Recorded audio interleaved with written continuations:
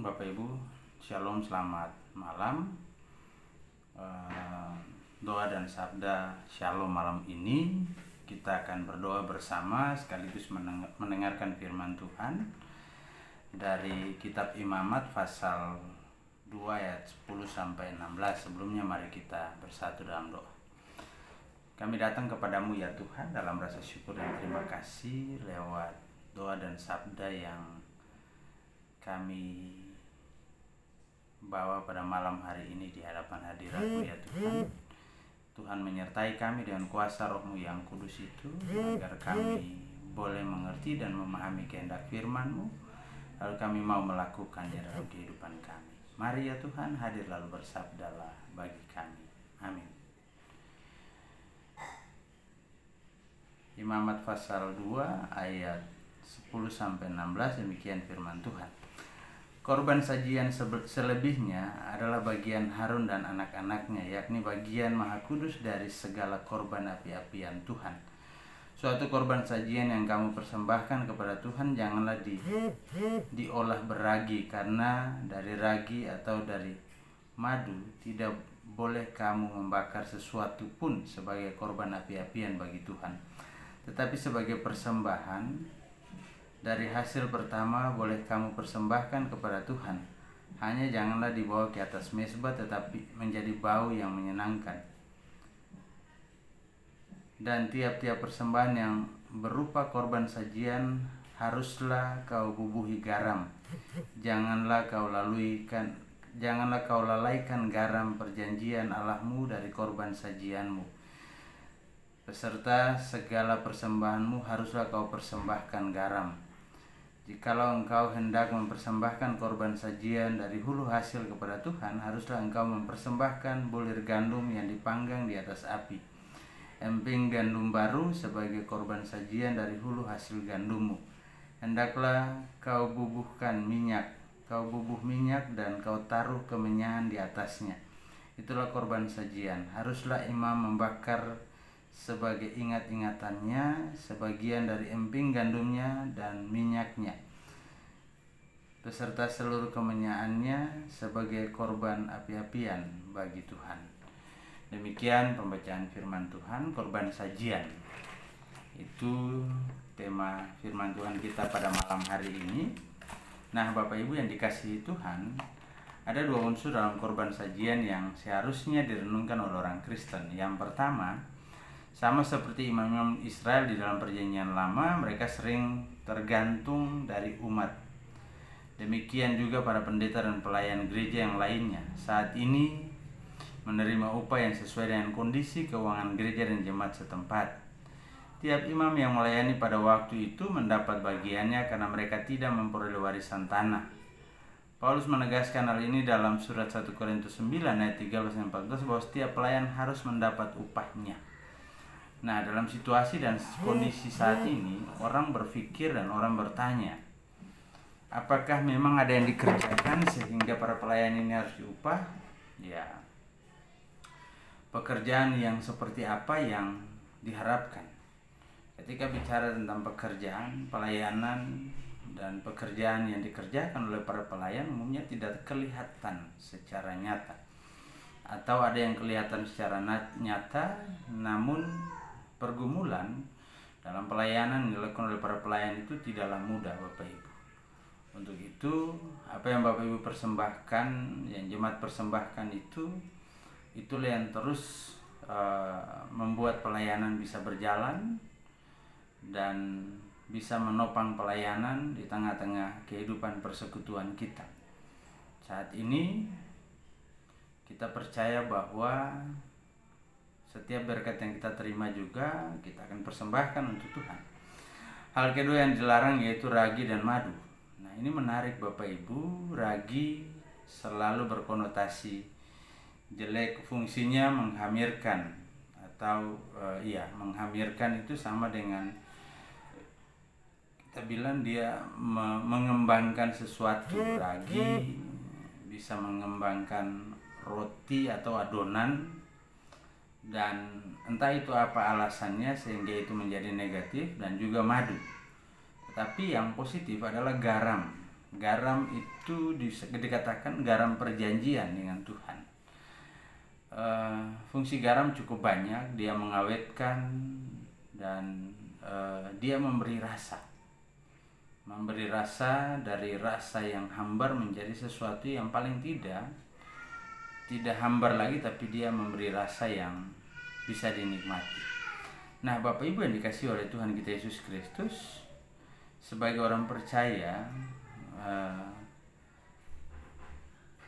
kita menjadi bagian baik pribadi maupun persekutuan. Kita punya tanggung jawab untuk melakukan pilihan yang benar, bahwa apa yang kita berikan, apa yang kita persembahkan kepada Tuhan itu adalah bagian dari berkat yang kita terima.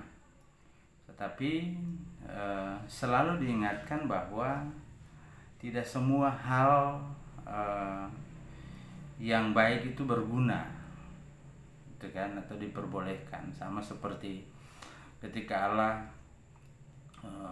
menempatkan Adam dan Hawa di Taman Eden, ya semua boleh dimakan kecuali pohon di tengah-tengah taman, dan itu menjadi pilihan bagi Adam dan Hawa untuk menentukan apa yang terbaik bagi mereka, karena ya semua bisa dimakan tapi belum tentu berguna, gitu.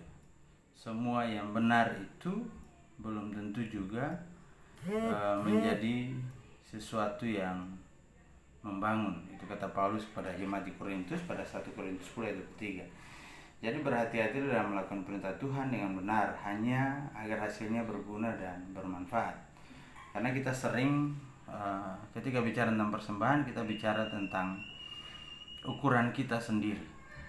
Kita mengukur dengan ukuran kita, padahal dalam hal memberi Allah tidak pernah mengukur, dalam hal memberkati Allah tidak pernah membedakan.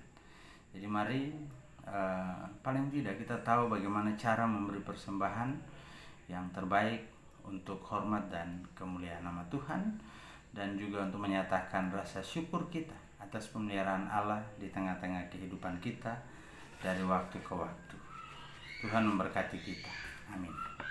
Nah, malam ini Bapak Ibu yang dikasihi Tuhan, kita akan berdoa bersama dengan 5 anggota jemaat yang ada di sektor pelayanan 3. Keluarga Bapak John Kartika Lapui Makuni, keluarga Amaria Ngebu, keluarga Hayden Baluk, keluarga Robert F. Waang, dan keluarga Beni Haryono P. Ingkiriwang. Mari kita bersatu dalam doa. Tuhan Allah Bapa kekal dalam kerajaan sorga, bersyukur dan berterima kasih untuk hidup yang Tuhan anugerahkan, di mana atas penyertaan-Mu malam hari ini kami boleh merenungkan sabda-Mu. Bahwa tanggung jawab kami sebagai orang percaya ketika memberikan persembahan, apa yang kami berikan juga menopang pelayanan dan para pelayan Tuhan. Demikian juga apa yang kami berikan adalah bentuk dari persembahan kami sebagai rasa syukur kami atas pemeliharaan Tuhan dalam kehidupan ini.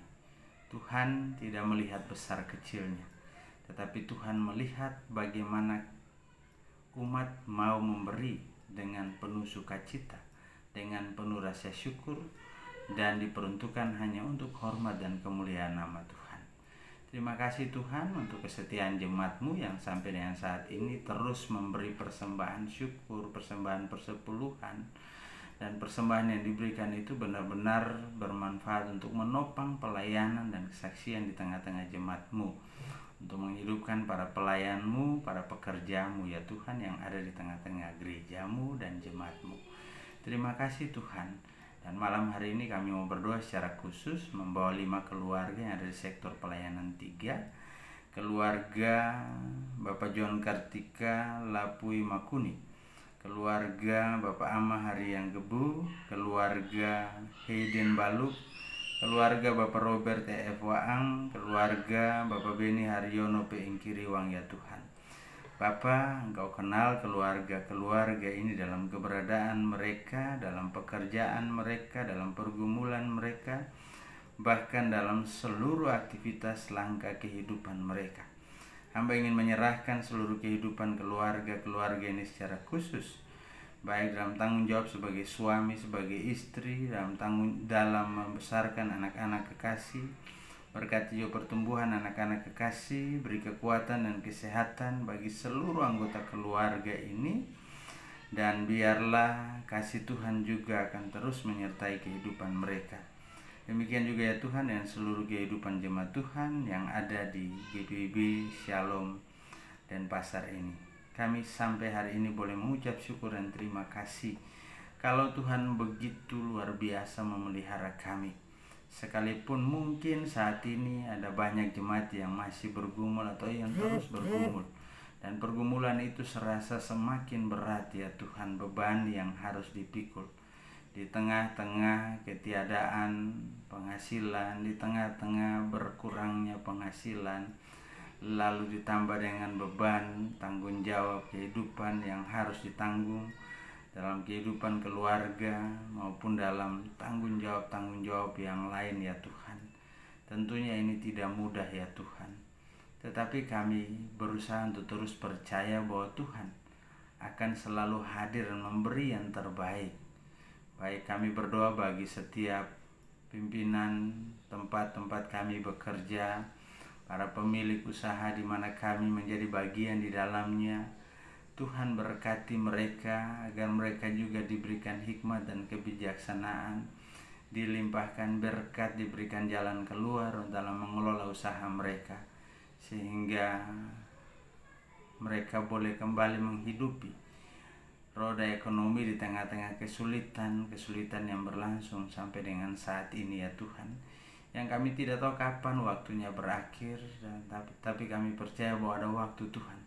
Waktu Tuhan adalah yang terbaik, yang tepat bagi kami, dan itu yang kami rindukan dan kami harapkan ya Tuhan. Lewat doa dan pergumulan ini juga ya Tuhan, kami berdoa bagi jemaat-Mu dalam berbagai pergumulan sakit penyakit mereka, entah karena usia lanjut maupun karena berbagai persoalan sakit penyakit. Bapa kesana jamah obat penawar, makanan, minuman, tangan para medis maupun keluarga yang membantu proses kesembuhan mereka. Beri keyakinan, beri semangat, beri sukacita untuk melalui proses pemulihan dan pengobatan ya Tuhan. Berdoa bagi para janda duda, anak yatim piatu, mereka yang terabaikan ya Tuhan. Bapa berkati mereka yang bergumul dalam kesendirian mereka, dalam tanggung jawab sebagai orang tua tunggal. Bapa berkati, beri kekuatan, beri sukacita, beri semangat juga ya Tuhan. Berdoa bagi para pelayan-Mu di tengah-tengah jemaat-Mu, para diaken, penatua, pengurus pelkat dan komisi, panitia yang ada, baik panitia pembangunan maupun panitia malam dana. Demikian juga ya Tuhan, kami berdoa bagi seluruh kehidupan jemaat-Mu, juga para pekerja, karyawan, koster, dan juga saudara Hesron yang mengambil bagian untuk magang di tempat ini. Semua tentunya mengharapkan uluran tangan kasih Tuhan dalam kehidupan kami, agar kami dapat menghidupi keluarga rumah tangga kami masing-masing ya Tuhan. Terima kasih Tuhan untuk penyertaan-Mu. Bersyukur bagi mereka yang Tuhan boleh tambahkan usia di sepanjang hari ini, baik kelahiran maupun perkawinan. Bapa berkati mereka, biarlah sukacita dan syukur menjadi bagian dari kehidupan mereka. Kami pun berdoa ya Tuhan bagi para tenaga medis yang terus bekerja untuk memutus mata rantai COVID-19, yang bekerja untuk mengobati saudara-saudara kami yang harus menjalani isolasi baik secara mandiri maupun yang diisolasi di rumah sakit karena positif terkena virus corona, atau mereka yang sebagai pasien dalam pemantauan, orang dalam pemantauan. Bapa berkati ya Tuhan, sehingga mereka boleh dipulihkan dan terbebas dari cengkeraman virus COVID-19 ini ya Tuhan. Kami berdoa juga bagi pemerintah bangsa dan negara kami. Bapa berkati mereka agar dapat mengambil keputusan dan kebijakan yang berkenan di hadapan hadirat-Mu. Terlebih ya Tuhan, berkati para gugus tugas penanganan COVID-19 ini ya Tuhan, dari pusat sampai ke daerah maupun dibentuk oleh gereja, lembaga-lembaga sosial kemasyarakatan. Bapa berkati sehingga kami bersatu padu, bersama-sama bergandengan tangan untuk memutus mata rantai penyebaran COVID-19 ini ya Tuhan. Terima kasih Tuhan, seluruh kehidupan kami yang berpertaruhkan ke dalam tangan-Mu. Jaga istirahat kami di malam hari ini, berkati kami dengan kuat kuasa Roh-Mu yang kudus itu. Lalu ampuni kami atas salah dan dosa yang telah kami perbuat melawan kehendak-Mu di surga. Baik itu melalui kata, perbuatan maupun yang ada dalam pikiran kami sekalipun ya Tuhan. Suci, bersihkan dan layakkan kami. Lalu curahkan berkat-Mu dalam kehidupan kami. Biarlah kiranya kasih karunia dan damai sejahtera dari Allah Bapa kita dan dari Tuhan kita Yesus Kristus serta persekutuan dengan Roh Kudus mau tinggal menyertai, memelihara, memberkati kehidupan jemaat Tuhan dari malam hingga pagi nanti dalam kasih, anugerah dan penyertaan.